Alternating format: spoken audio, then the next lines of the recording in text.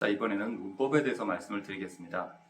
문법하면 시험에서 문법 문제를 많이 보셨죠? 그런 문법을 잘 알아야 책을 잘 읽을 수 있는 걸까요? 그렇지는 않습니다. 여기서 말하는 문법이란 정말 간단한 문장을 만드는 방법 정도입니다. 그런데 이게 문법 지식, 우리가 그냥 문법이 아니라 문법 지식이라는 말로 이 책에서도 표현이 되어 있거든요. 근데 저는 이 지식이라는 것을 우리가 또 외워서 기억하고 시험을 볼 때 시험 문제를 맞출 수 있는 그런 알고 있는 것, 기억하고 있는 것, 이런 식으로 생각을 하면 조금 감이 좀 안 맞습니다. 여기서 말하는 문법 지식이라고 하는 것은 문법대로 우리가 생각하고 언어를 이해할 수 있는 능력이라고 저는 보고 싶어요. 그러니까 문장을 구성하는 방법, 이것도 문법이죠. 주어와 목적어, 서술어 이런 것들이 있는 거죠. 또 그냥 무엇을 어떻게 한다 이런 목적어, 서술어뿐만 아니라 어떠어떠한 경우에라는 조건이 있다든지 뭐뭐뭐뭐 한 누가 이렇게 해서 수식하는 부분이 있다든지 이런 것들이 다 문법이잖아요. 그러니까 그렇게 쓰여진 거네. 그러니까 우리가 시험을 보기 위한 문법을 시험에 나오는 문법 지식을 갖고 있다면 이런 문장은 그걸 분석해서 어떠어떠한 문법으로 만들어진 문장이야. 이렇게 보는 거겠지만 그런 문장을 우리가 만들어내거나 이미 우리가 읽게 된, 이미 작성된 그런 문장을 읽으면서 편안하게 읽으면서 그 문장의 구조가 우리에게 알려주는 어떤 그 생각, 사실의 구조를 마음속에 이렇게 넣을 수 있는 또는 만들 수 있는 거예요. 자, 요 마지막 설명이 되게 감이 안 잡히셨을 건데 무슨 말이냐면 문장에서 나는 지금 맛있는 밥을 먹고 굉장히 행복에 빠져 있다. 이런 말을 했다라고 생각을 해보세요. 그러니까 이거는 누군가가 문법에 맞는 말을 한 거잖아요. 문법에 맞지 않는 말을 했다면 나는 행복, 맛있는 밥 또는 이렇게 그러니까 문법을 전혀 사용하지 않았거나 잘못 사용해서 나는 행복한에게 맛있는 밥을 뭐 이런 식으로 엉뚱한 문장 구성을 했겠죠. 자, 그러니까 문장을 읽을 때 우리가 각각의 단어의 의미를 알 뿐만 아니라 그 단어들이 서로 어떻게 결합해서 어떤 생각을 만드느냐를 체계적으로 어떤 정해진 규칙에 따라서 말하는 게 문법이고 또 그 말한 것을 그 문법에 맞게끔 우리 생각을 이렇게 만드는 거예요. 머릿속에. 그러니까 누가 무엇을 왜 그렇게 했다라는 거구나 라는 생각을 머릿속에 만드는 거죠. 근데 때로 어떤 분들은 이러한 문장을 마음속에, 그러니까 문장을 읽고 문장의 내용을 마음속에 문법이 말려주는 대로 이렇게 잘 조립하는 것, 조합하는 것, 이게 약한 분들이 있어요. 자, 근데 이분들이 순수하게 문법 지식이 약해서가 아니라 그런 문법을 알지만 그런 문법을 마음속으로 가져와서 그런 복잡한 내용들을 탁탁탁 갖추는 것들이 숙달이 덜 돼 있거나 또는 그것을 감당할 만한 인지 능력이 좀 안 되는 분들도 있습니다. 그러니까 너무 많은 것들을 이건 여기다 두고 잠시 세워둔 다음에 이렇게 밑에 깔고 그 다음에 이게 세워 있는 동안에 이 기둥이 서 있는 동안에 요 정도까지 간격을 두기 위해서 요 바닥을 이렇게 깔고 그 다음에 요걸 붙이는 거야. 자, 근데 좀 과정이 이상하다고 느끼셨나요? 그쵸? 바닥에 먼저 놓고 그 다음에 요게 놓으면 되죠. 그렇네요. 그러니까 방금 제가 이렇게 실수를 한 것처럼 보세요. 기둥을 여기다 세웠는데 기둥을 붙잡아 놔야 되잖아요. 쓰러지지 않게. 그죠? 그런 다음에 요걸 놔요. 그러면 해야 될 일이 요걸 좀 복잡해질 수 있죠. 근데 별 차이가 안 나네요. 이걸 먼저 놓은 다음에 요 두 개를 놓으면 편하긴 하지만 어쨌든 요걸 놓고 요걸 동시에 놓는 게 아니라면 요걸 놓은 상태에서 이 기둥이 넘어지지 않도록 뭔가 붙잡고 있으면서 요걸 또 놔야 되잖아요. 그죠? 그러니까 제가 이 집을 짓는 비유를 왜 하냐면 우리가 어떤 생각을 하는 동안에 이건 이렇고 이러네 하면서 잠깐 일부 마음속에 들어왔던 어떤 의미들이 다른 의미가 더 들어와서 더 읽어서 마음속으로 들어온 다음에 이게 딱 모양을 갖춰서 뭐가 어떻다라는 거구나 이렇게 만들어지기까지 좀 기다려줘야 돼요. 우리가 그것을 그냥 보유하고 있어야 되는 이러한 시간이 있습니다. 근데 이 기둥이 생긴 모양에 익숙해서 요거 이렇게 살짝 두고 옆에 충격이 안 가면 그대로 서 있을 수 있어. 이건 어때요? 이 기둥이나 이 작업에 대해서 굉장히 능숙한 사람은 그런 요령을 좀 부릴 수 있잖아요. 이게 바로 이것도 독해력의 일부가 돼요. 그러니까 이 문장을 내가 어떤 식으로 읽으면 된다라는 것들이 이 마음속에 되게 숙달이 되어 있어서 효율적으로 우리 생각을 효율적으로 할 수가 있는 사람이 있는 반면 아직 서툴어서 그런 효율적인 요령이 마음속에 이렇게 체득이 안 돼 있는 거예요. 그런 분들은 어렵습니다. 자, 그러니까 문법 지식이라고 이 글에 써 있는데 그게 그냥 아는 것이 아니라 할 수 있는 능력, 그리고 그게 문법이라는 언어적인 능력 외에 인지적인 능력, 예를 들어서 작업 기억이라든가 이런 부분이 포함되기도 합니다. 또한 우리가 그 단어에 대해서 되게 익숙하면 이런 문법적 지식에 맞춰서 문장을 처리하는 능력이 많이 필요하지 않을 수도 있어요. 어휘를 잘 알면. 반대로 내가 웬만큼 잘 소화할 수 있는 문장이지만 거기에 들어가 있는 단어들이 어려우면 단어 자체도 어려울 뿐만 아니라 그 단어에 집중하거나 단어의 의미를 생각하는 시간 또는 여러 생각을 시도해야 되기 때문에 이 문장 처리가 잘 안 될 수가 있어요. 그러니까 문장 처리, 즉 문법적인 지식을 적용해서 이해하는 것이 약해서뿐만 아니라 다른 또 약점이 같이 들어오면 이 약한 것과 약한 것이 만나가지고 문장을 이해하는데 실패하는 경우가 생길 수 있다는 거죠. 자, 그렇기 때문에 어쨌든 문장을 읽고서 그 내용들을 마음속에 이렇게 구성해서 뭐가 어떻다는 거구나 이렇게 만들어내는 것들이 굉장히 중요하다는 이야기를 합니다. 자, 이 책에서 보통 이야기하는 그런 약하신 분들은 일단은 보면 말을 할 때에도 문장으로 만들어서 문장으로 말을 잘 못하는 경향이 있어요. 그러니까 그럼 이제 상대방이 그게 어떻다라는 거지 하고 이렇게 이해를 해주는 거죠. 근데 그걸 하도록 자꾸 장려해야 돼요. 그러니까 문장을 완성해서 말할 수 있도록 장려를 해야 됩니다.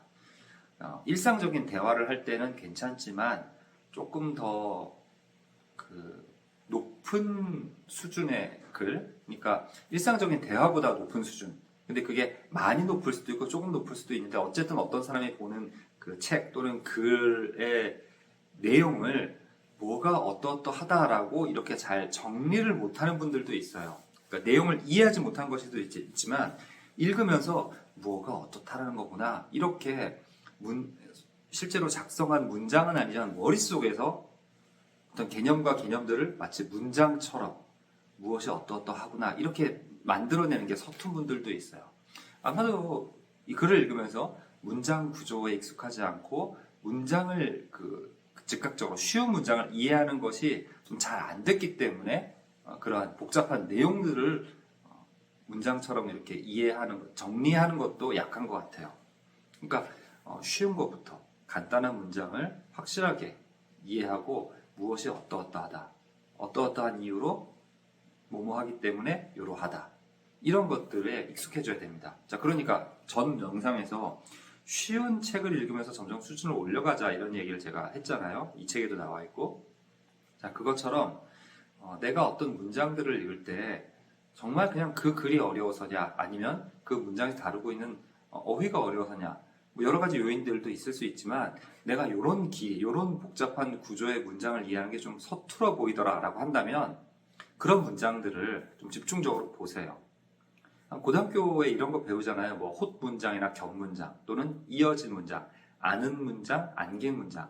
자, 이런 문장의 형태들을 읽고 나서 그 내용을 마음속에서 기억하고 이제 문장을 읽은 후에 내가 그것을 옮겨서 표현을 그대로가 아니라 그 문장에 담겨 있는 내용들을 뭐가 어떠하다, 뭐는 어떻고 저거는 이렇다 이런 것들을 이렇게 다시 재생해낼 수가 없는지 한번 확인을 해보세요.